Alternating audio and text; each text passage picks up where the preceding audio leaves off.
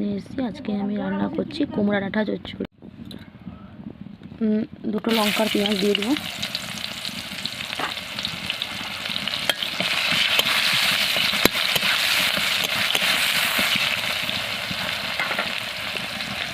এখন সবজিগুলো দিয়ে দেবো। কুমড়া ডাঁটা, বেগুন, আলু।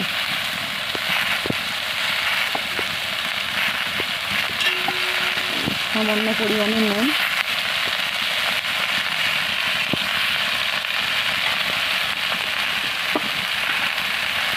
সামান্য পরিমাণে হলুদ দিয়ে কিছুক্ষণ নাড়িয়ে ঢাকা দিয়ে রেখে দেবো।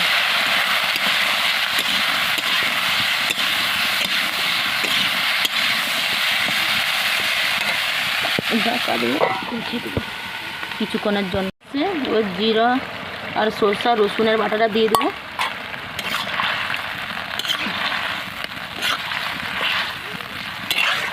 কিছুক্ষণ নাড়ানাড়ি করে আবার ঢাকা দিয়ে রেখে দেবো। হয়ে এসছে রান্নাটা।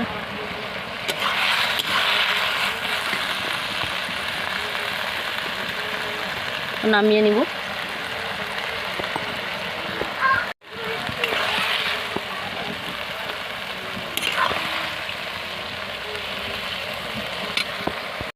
রান্নাটা হয়ে গেছে কমপ্লিট।